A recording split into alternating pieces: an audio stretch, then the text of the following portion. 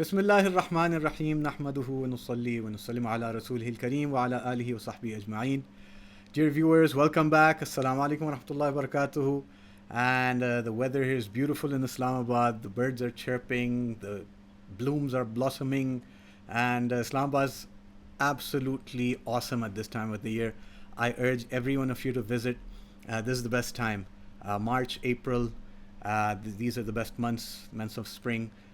So most welcome, and to be going on with our session for today, we had a very interesting question and a suggestion from one of our viewers that if we could talk about false information, fake news, how social media spreads fake news and false information, and what should we do in this day and age where we're absolutely inundated with all sorts of news, knowledge, information, misinformation, misguidance, propaganda, and especially with our youngsters, especially with our children, our students, teenagers, who are so impressionable and they have not really figured out how to sort things out, and then it really starts affecting them and starts affecting their psychology, their worldview, their outlook towards certain people. It starts developing biases, hatred towards certain people. Sometimes it's in a political form,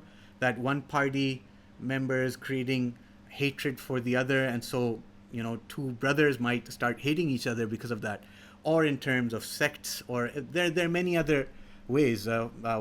Probably the most glaring example, and this is built over time, and we'll talk about that, is the dehumanization of the Palestinian people and Muslims in general, but the Palestinian people, and stealing their right to humanity by dehumanizing them. So that is the most glaring example, and we're seeing how that is being debunked in today's day and age.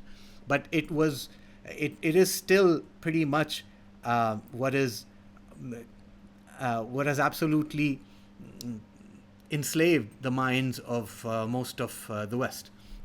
So Allah subhanahu wa ta'ala, what does He guide us in this regard? Allah Azza wa Jal says, A'udhu billahi minash shaitanir rajeem, Ya ayyuhalladhina amanu, in ja'akum fasiqun min naba'in, fatabayyanu an tusibu qawman bijahalatin, fatusbihu ala ma fa'altum nadimin. This is such a clear and fundamental ayat of the Quran in terms of creating a Muslim society, of just society, a beautiful society. It's so sad that we don't even know what Allah Azza wa Jal has told us.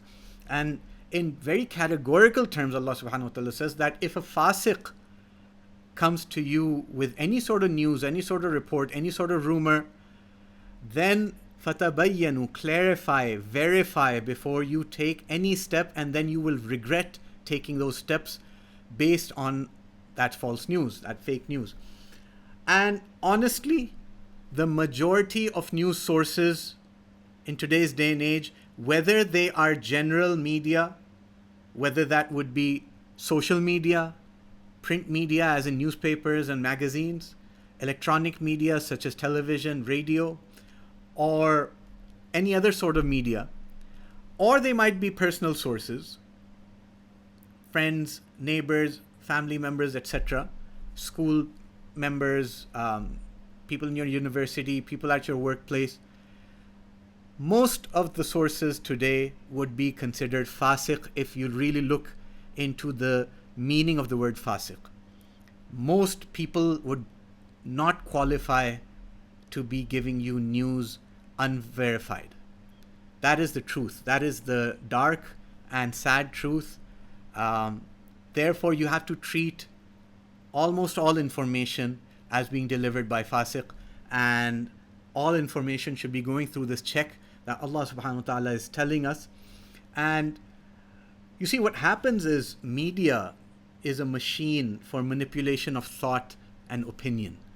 And what that does is it causes you to form certain choices. And then you're given this illusion of choice, that it's your independent choice, you're free.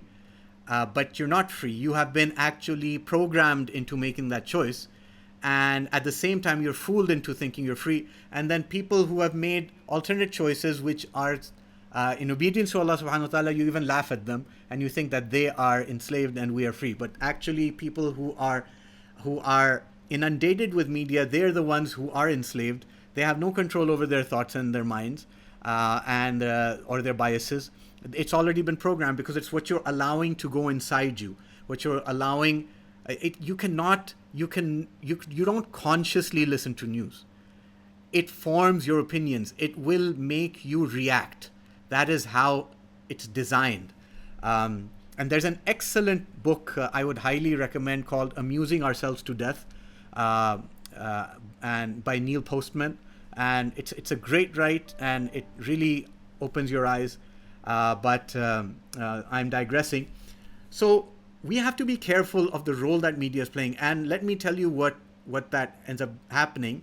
And whether that is media, and I said, whether that is your personal people around you, toxic people around you, they perform the same role. So either way, the rules are the same. Either way, the rules are the same. Whether it's social media, whether it's mass media, or whether it's someone within your circles who is spreading rumors or causing rifts and divisions, the rules are the same.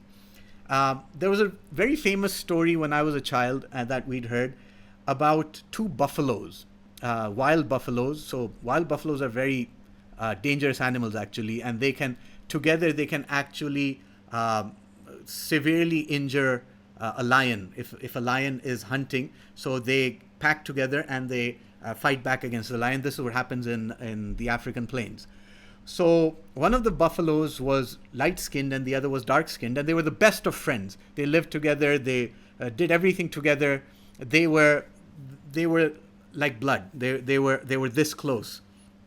And now the lion, whenever he tried to attack one of them, the other would come chasing after the lion, gore him, injure him, and the lion would have to retreat. So the fox came to the lion that, "O king, you are our gracious king, O most honorable king. I see that you have a problem and I can solve it for you. What can you do, fox?"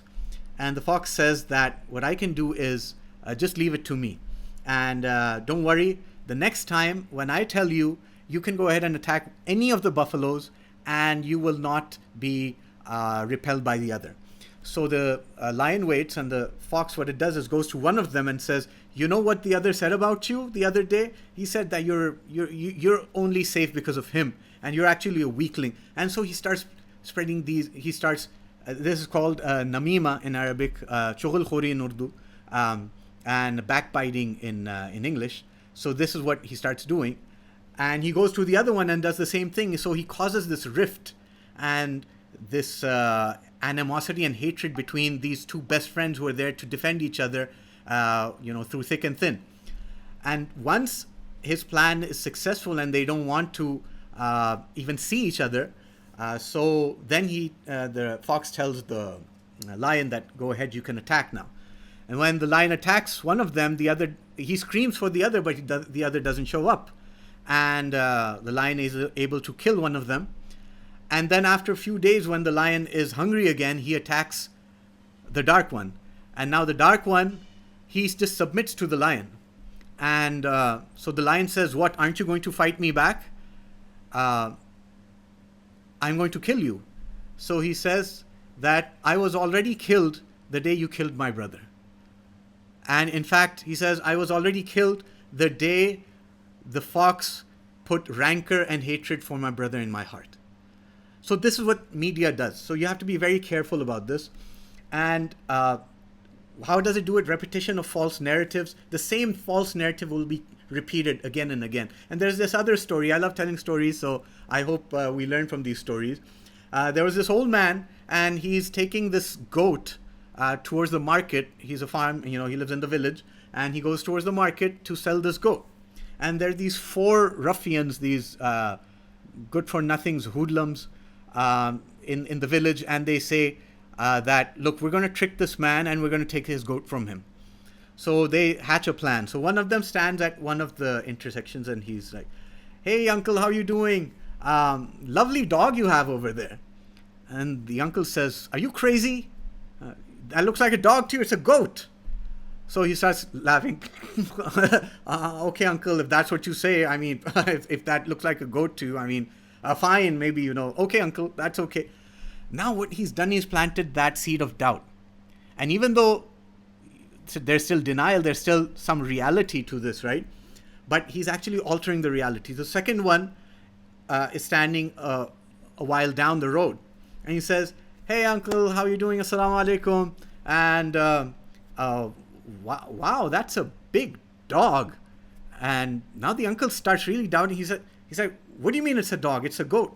No, uncle, I'm sorry to say, did you intend to bring your goat from your home? Because I think you ended up probably roping your dog and leashing your dog and bringing it. Don't be a fool. Don't, no.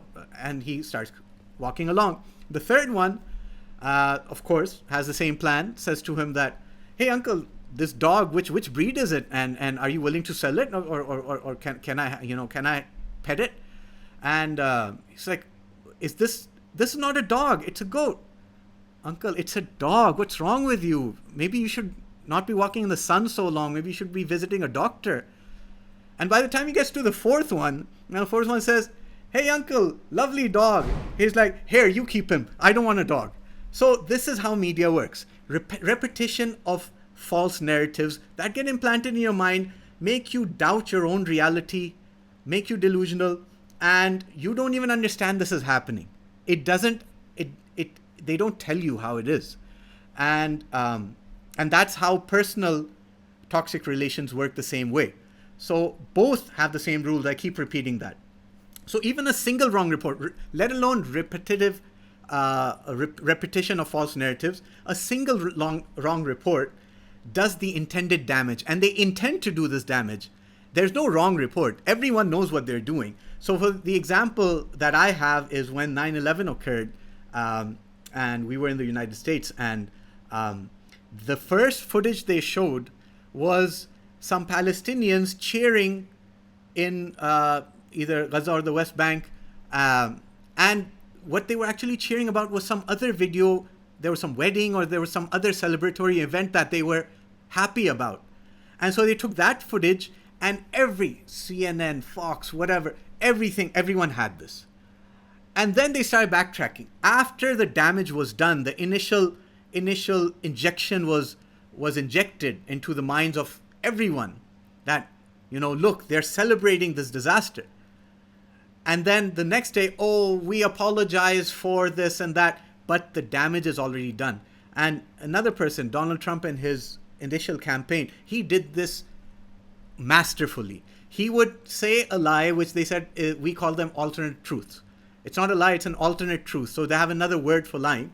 And then by the time everyone was trying to debunk his lie, the whole world moves on and he moves on to the other lie. So that's how he mastered it. And that's, those who really know how to do this, they master the lies. And by the time you're trying to cover up their first lie, they've already moved on and the effect has already taken place. So then what do we do? Do we block everyone out? Do we hide in a hole in the ground? How do we save ourselves from everything? Okay, you might be able to block out some social media. What about the people around you? Do we stop living in society? No. Then what do we do? Allah has told us what to do. Allah has given us, in the same ayah, He's given us the solution that fatabayyanu, verify, clarify. So fatabayyanu has both meanings. You should verify and you should clarify. Just verifying is not enough. Just seeking verification is not enough. Seeking clarification is also necessary. So you ask yourself, first of all, is this relevant to me? This piece of information or misinformation, this report, this rumor, this propaganda, is it relevant to me? That's the first test. That's the first filter. Because min husn al-Islam al-mar'i tarku ma la ya'ni. The beauty of a Muslim's Islam is that he leaves alone and he abandons, he throws away what does not concern him. If it does not concern you, leave it alone. Dump it. Dump it out of your mind. Don't hold on to it. The second, is this essential to me? First, is this relevant? It might be relevant, but it's not essential. It's not essential to your life. Dump it. Let it go.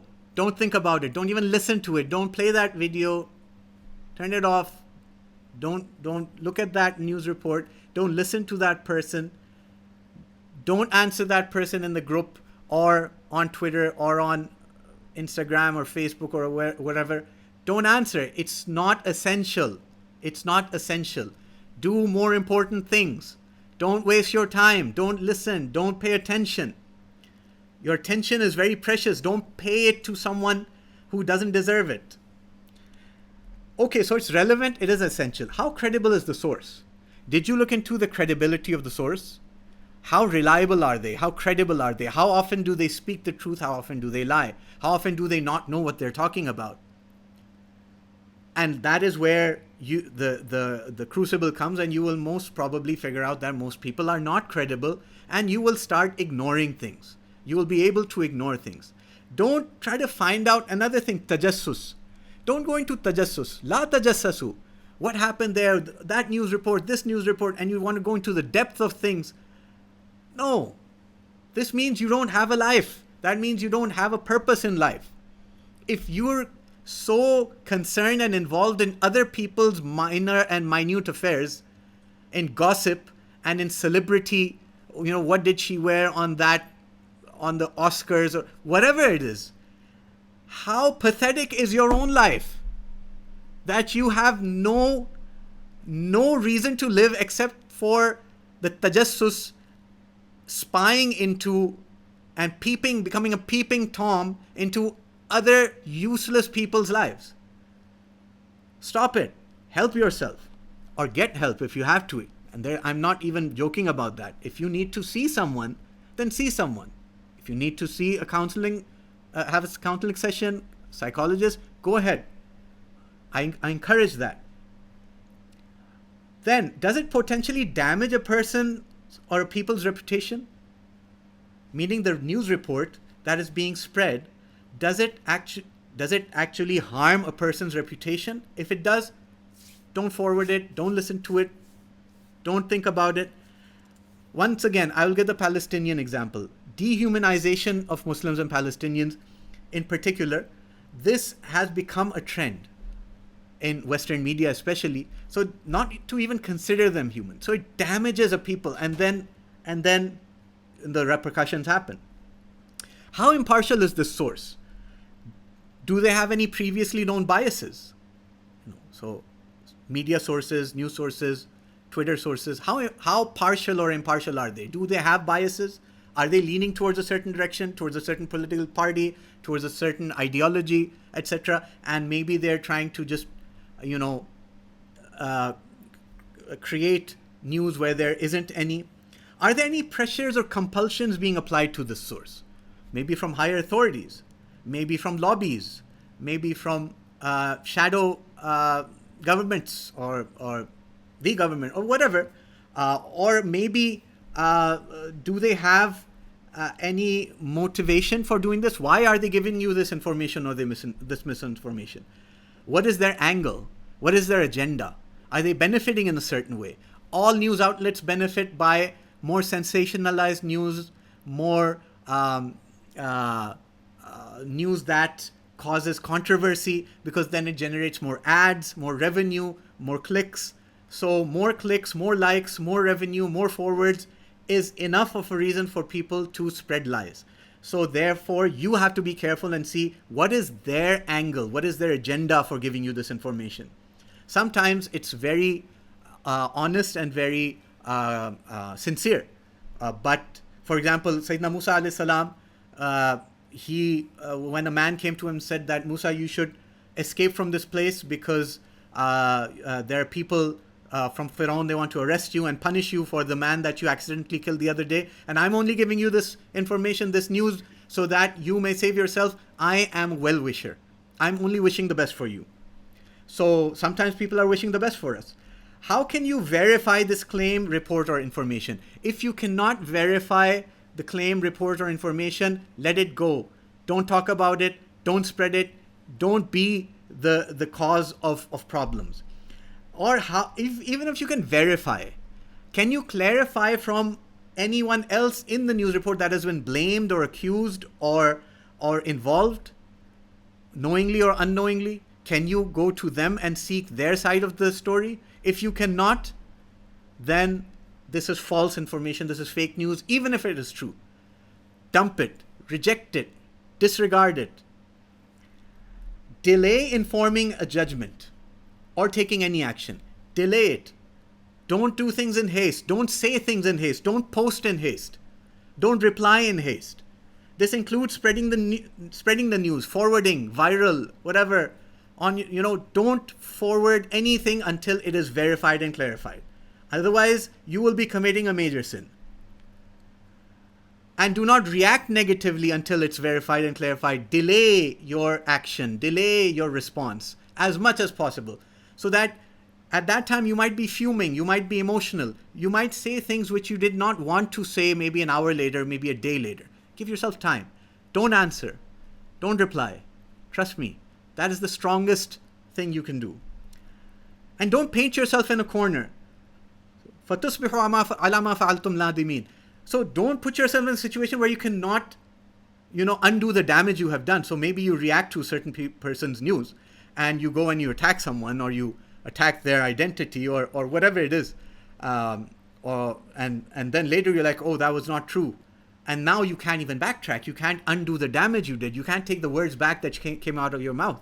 So even if you have to react in a way that it's a controlled mechanism. If you get another piece of information which clarifies, and you say, oh, I'm sorry, I misjudged the situation. So you have a way of undoing any reaction that you had. So don't paint yourself in a corner. Don't burn your bridges. And when you adjust to the circumstances as they become clearer, you're able to apologize or change your strategy. And most of all, don't be the one spreading the rumors. Don't you be the one spreading rumors. Don't be the one who destroys trust. Don't be the one who destroys friendships and relationships. Don't be the one who destroys homes. Stop the spread. Stop the spread. Don't spread misinformation. As Rasul sallallahu alaihi wasallam, he said, "Kafa bil mar'i kizban an yuhaddith bi kulli ma sami'a." It is enough for a man to be considered a liar. It is enough for a person to be considered a liar if he just narrates and spreads what he has heard. Oh, I heard it this way. Sometimes you get posts that says, copied. What do you mean copied? Copied from where? Or posted as received. This does not absolve you of your responsibility. Ask yourself this with anything. Are you ready to stand in the court of Allah subhanahu wa ta'ala and swear on oath that what you have said is completely true? Whatever you want to say, whatever you want to spread, whatever you want to put in that person's ear or post online or send on your message, before you do that, ask yourself, I'm going to stand in front of Allah and I will swear on oath that, Ya Allah, what I've said was absolutely true. Can you do that? If you cannot do that, do not open your mouth. Do not forward the message. Do not reply. I hope this is helpful and it allows us to save ourselves from fake news and false information, and save ourselves from becoming the source of fake news and false information. Alaikum assalam wa rahmatullahi wa barakatuh.